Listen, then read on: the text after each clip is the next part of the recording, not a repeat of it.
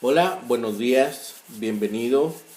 Empecemos nuestro tiempo devocional. El día de hoy revisaremos del capítulo 20 del libro del profeta Ezequiel los primeros 9 versículos para el tiempo devocional que hemos titulado La persistente rebeldía de Israel. La persistente rebeldía de Israel. Recuerden que para el tiempo devocional estamos leyendo en dos versiones, Nueva Traducción Viviente y Reina Valera 60. Dice la palabra de Dios, capítulo 20 del libro del profeta Ezequiel, versículos 1 al 9.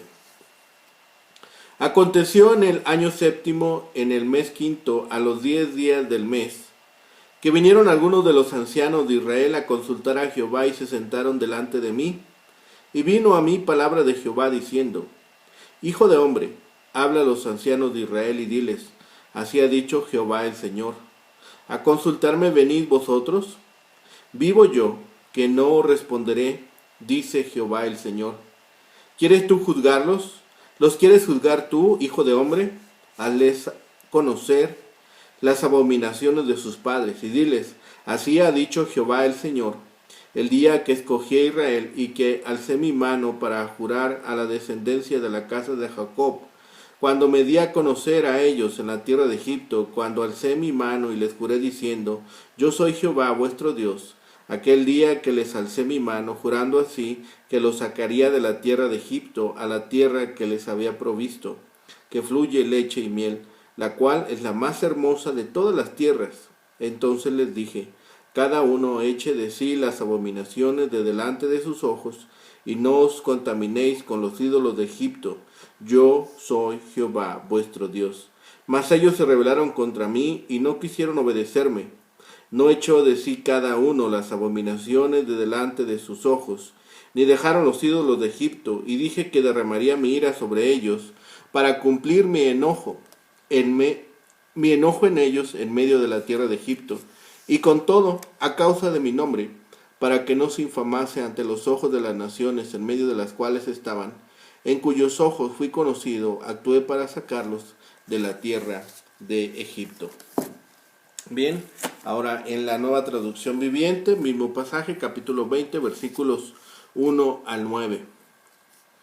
El 14 de agosto, durante el séptimo año de cautividad del rey Joaquín, algunos de los líderes de Israel vinieron a pedir un mensaje del Señor.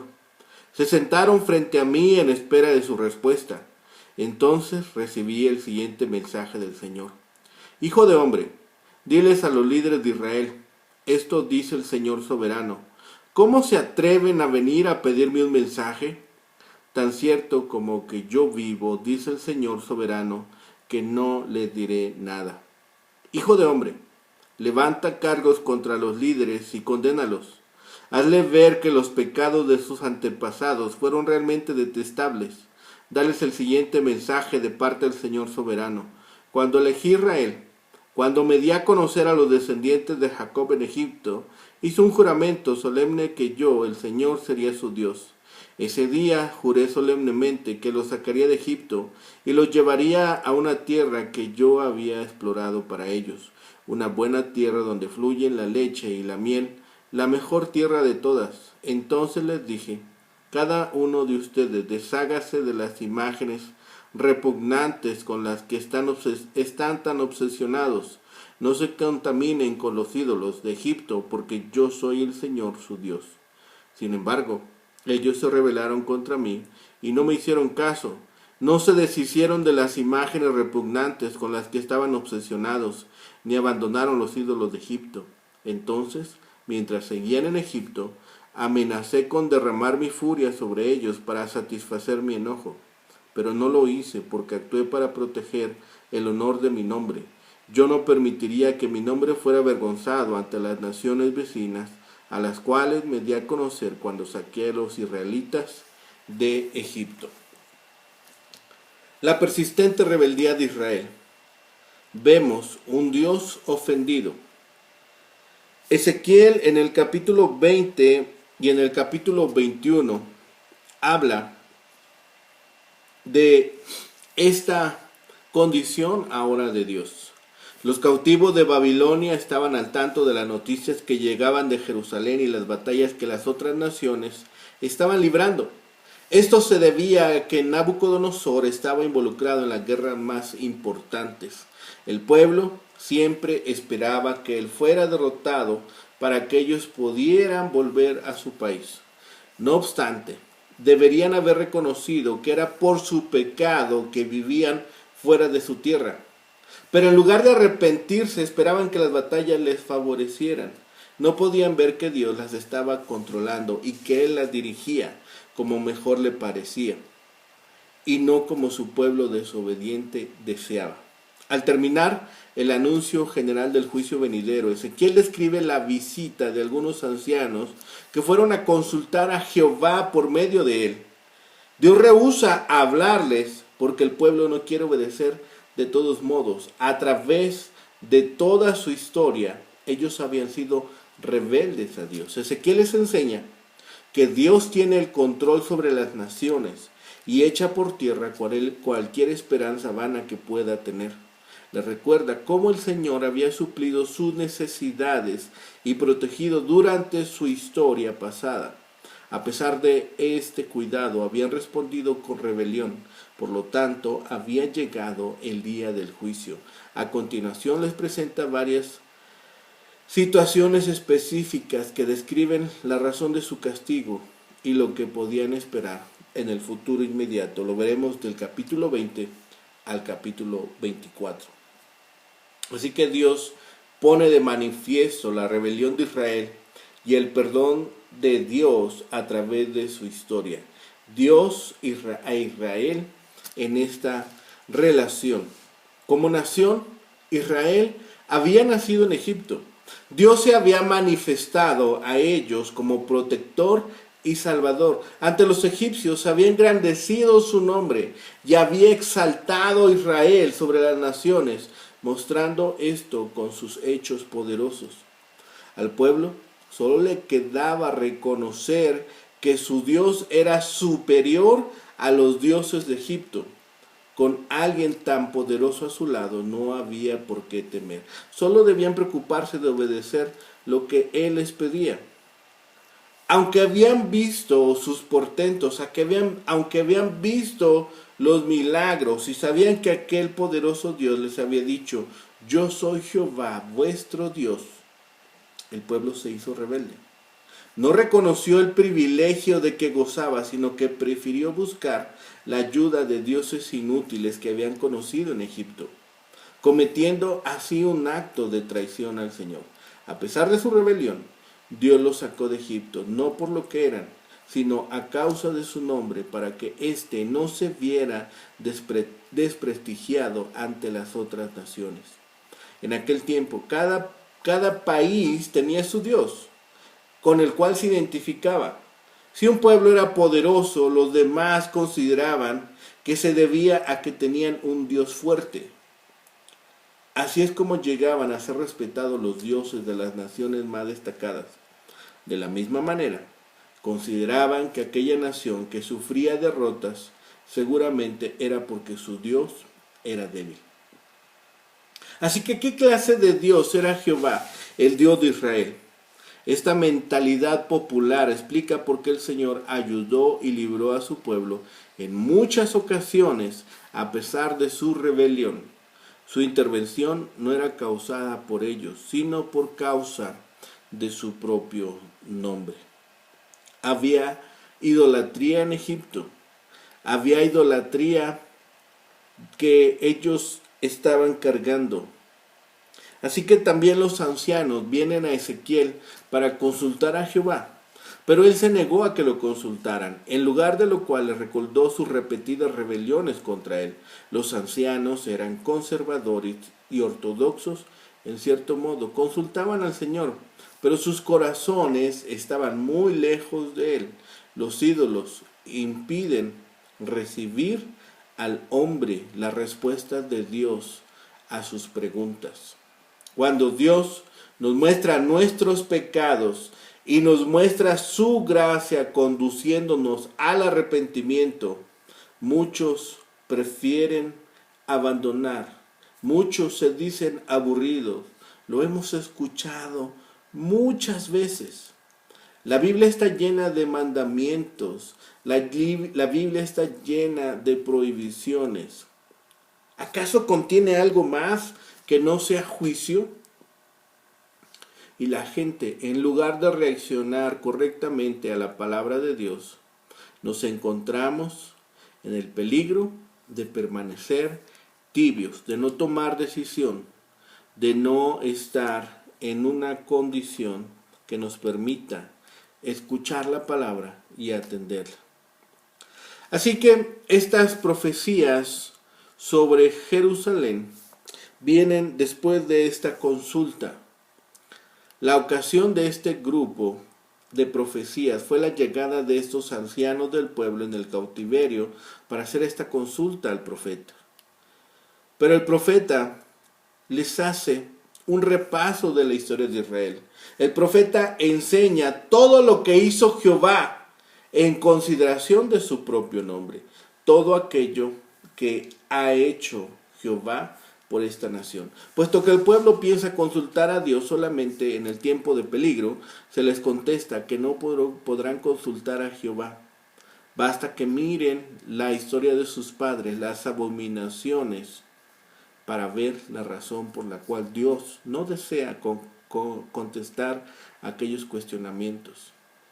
En Egipto, Dios había jurado que salvaría a su pueblo desde allí, lo que efectivamente hizo.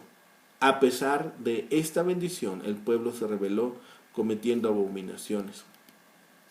Algunos ancianos visitan a Ezequiel para esta consulta. Pero Jehová responde: no voy a dejar que ustedes me consulten. Cuando escogí a Israel y me rebelé a ellos en Egipto, juré que les llevaría de Egipto a una tierra de abundancia. Se les dijo que abandonaran la idolatría, pero no lo hicieron. En vez de castigarlos, Dios actuó por honor de su nombre y los sacó de Egipto. Habían tenido advertencias. Israel se encuentra en esta condición entre los meses de julio y agosto del año 591, 2 años después de la primera visión de Ezequiel y 4 antes de la destrucción total de Jerusalén. Los ancianos de Judá fueron a Ezequiel, quizá para ver si el profeta tenía buenas noticias acerca de cuándo ellos estarían regresando a casa. Después de que Ezequiel los reprendiera tan violentamente las otras veces, es sorprendente que ellos regresaran, sin hablar de que esta ya era la tercera ocasión que regresaban. Parece como si el mensaje del Señor hubiera llegado a su corazón, al menos lo suficiente como para que tuvieran curiosidad acerca de qué más les podía decir Ezequiel.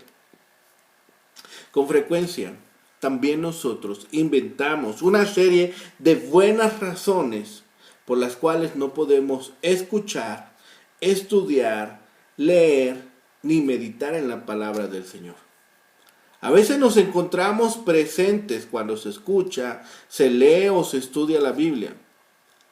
Sin embargo, tenemos la insistente sensación de que preferiríamos no hacerlo en un momento determinado y nos mortificamos por esa lucha interna. Ese conflicto es evidencia de que el mensaje del Señor ha llegado a nuestro corazón y está obrando en nosotros. Si ese no fuera el caso, entonces no habría ningún conflicto. Ni siquiera pensaríamos en escuchar a Ezequiel, ni tampoco estar en circunstancias cuando se usa la palabra. El estado espiritual en que se encontraban aquellos hombres no les permitía tener ningún derecho a preguntarle nada a Dios. Claro está que ningún hombre en su estado espiritual natural lo tiene. Solo por la gracia de Dios nos podemos acercar a Él como un niño se acerca a su padre. No obstante, antes de que en su gracia Dios dejara que los ancianos se le acercaran, quería que lo oyeran y tomaran en cuenta su juicio. La pregunta reiterada tiene la fuerza de una orden. De hecho, es similar a la que se hacen los padres cuando dicen, ¿vas a lavar los platos? Y a los pocos minutos afirman, vas a lavar los platos. Si Ezequiel los iba a juzgar, debería llegar al meollo del problema, al punto central, a las abominaciones prácticas de los padres. La elección de Israel se remonta a la época cuando el Señor prometió que Él, como el Dios del pacto del perdón constante, sacaría a la nación de Egipto. En ese entonces, más de 7 siglos antes de la época de Ezequiel, Dios les había dicho a los israelitas que se deshicieran de las abominaciones y de los ídolos de Egipto. Ciertamente, Dios no aniquiló al pueblo de Israel cuando se encontraba aún en Egipto, porque entonces las naciones extranjeras lo hubieran podido ridiculizar. ¿Qué clase de Dios tienen? ¿Qué Dios tan débil? Habrían dicho que carecía de poder para cumplir las promesas que había hecho de rescatar a su pueblo y de bendecir a todos los demás por medio de la nación que habían escogido para él. Por causa del amor para con sus escogidos, y ciertamente no por la lealtad que ellos tuvieran hacia él, Dios les reveló su palabra. Los sacó de Egipto y estableció su pacto con ellos sobre la base de las leyes que fueron dadas a Moisés en el monte Sinaí. El sábado era un día, era una señal especial del pacto. Ninguna otra nación tenía una costumbre como esa. El sábado los diferenciaba de los egipcios, tal como más tarde los iba a diferenciar de los cananeos y después también de los babilonios. Dios quería que su pueblo escogido fuera diferente y por eso les dio las leyes del pacto para preservar a los israelitas para él, apartándolos de un mundo pecaminoso. De ese modo eran santos, es decir, apartados para Dios. Pero estos hombres, miserablemente endurecidos en sus corazones, que piden permiso a Dios para seguir en pecado, aun cuando están sufriendo por ello.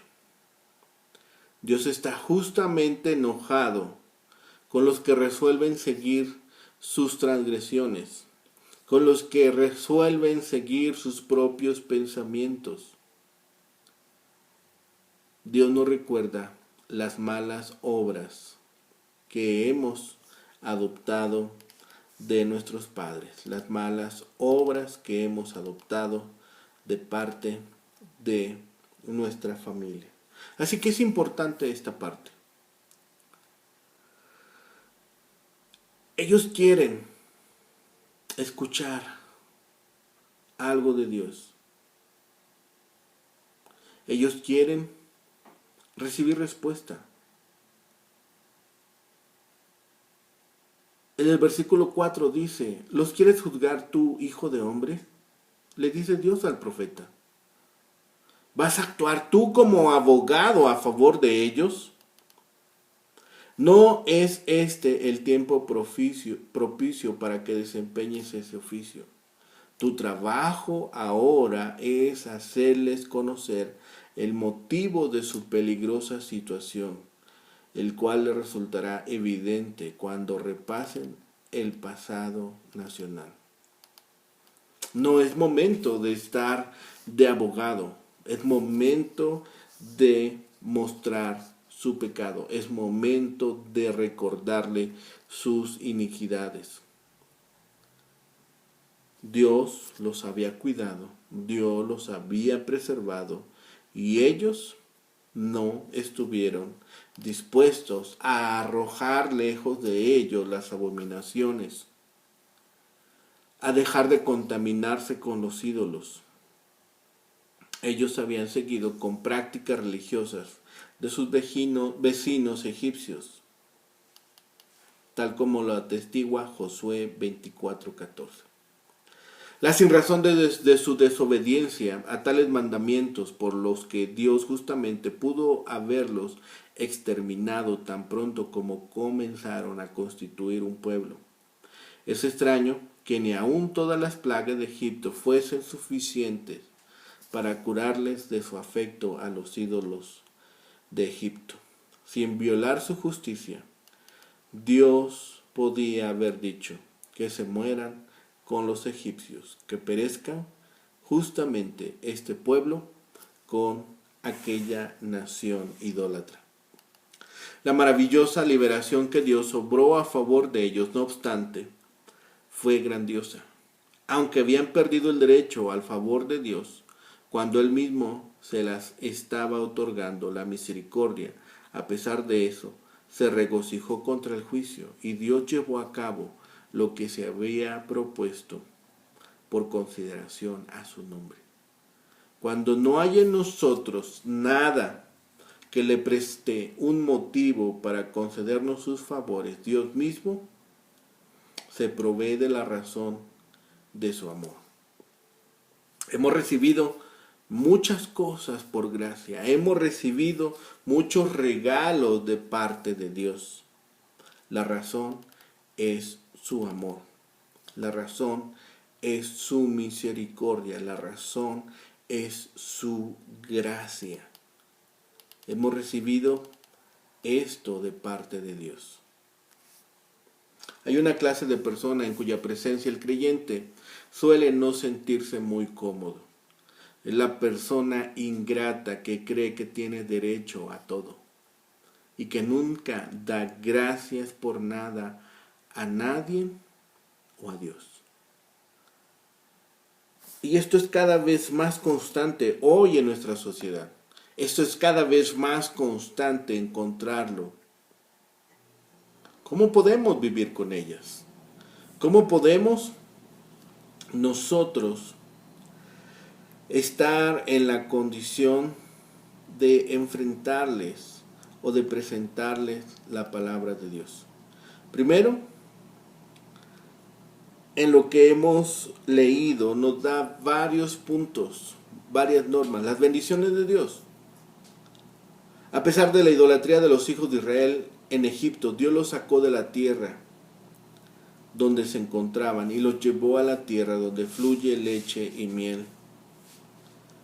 La idolatría continuó durante los 40 años que anduvieron por el desierto.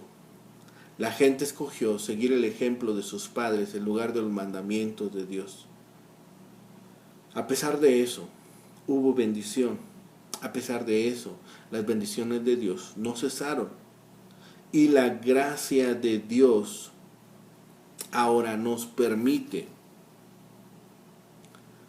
ser salvos. La paga del pecado es la muerte, pero Dios siempre manifiesta su gracia. Debido a su amor y a su gracia, Dios nos acepta y está dispuesto a manifestar su santidad en nuestra vida. Por medio de su gracia es posible. Es necesario, muy necesario, que mostremos con nuestra vida que estamos dispuestos a seguirle y obedecerle.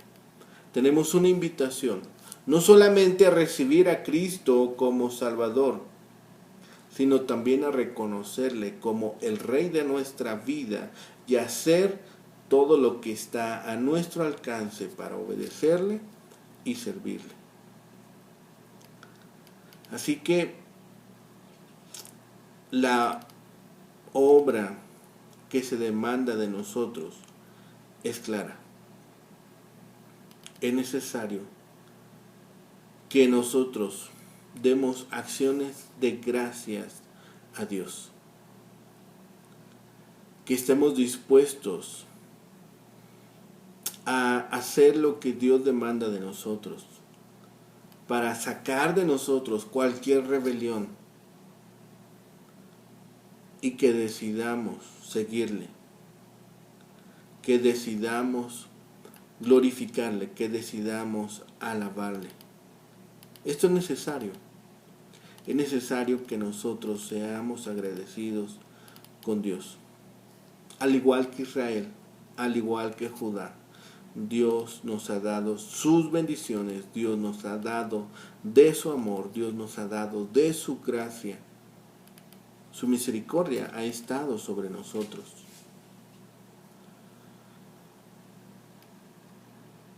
Pensemos en esto.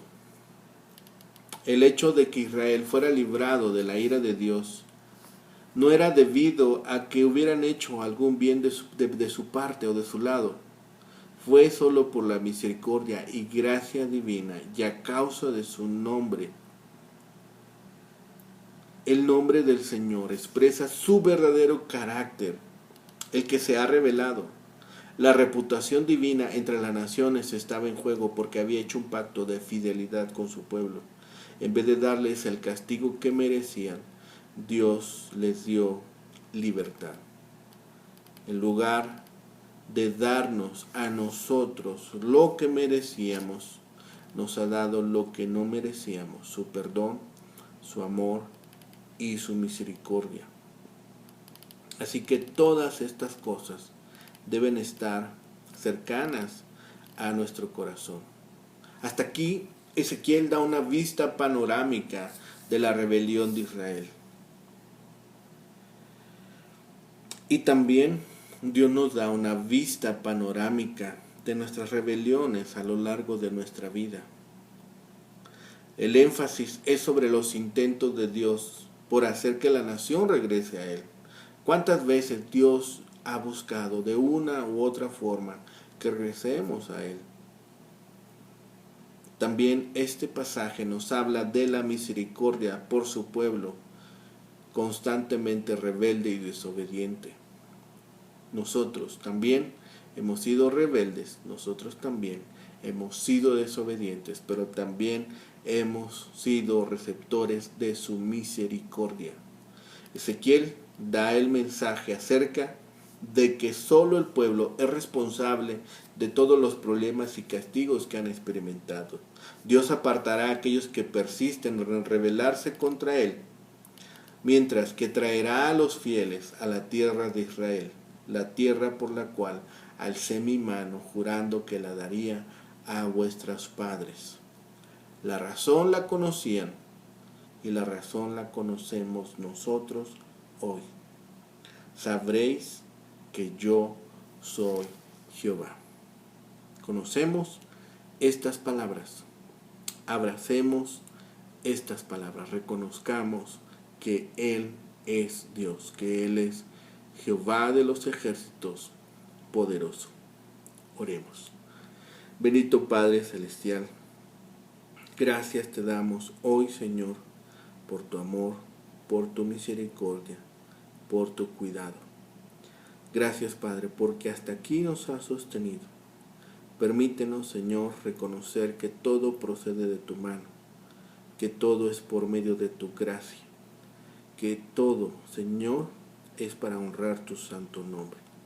Gracias, Padre, porque un día nos consideraste dignos, no por algún mérito de nosotros, sino solamente por tus méritos. Y nos permitiste conocer a Cristo, tener salvación por medio del sacrificio vicario de Cristo en la cruz del Calvario. Gracias, Padre, por estas bendiciones. Gracias por tu amor inagotable y porque en todo y en todas las cosas siempre nos muestras tu amor y misericordia. Gracias, Padre, por ello. De todo damos las gracias en el nombre bendito de Cristo Jesús, Señor y Salvador nuestro. Amén. Que tengan un excelente día. Que el Señor les bendiga.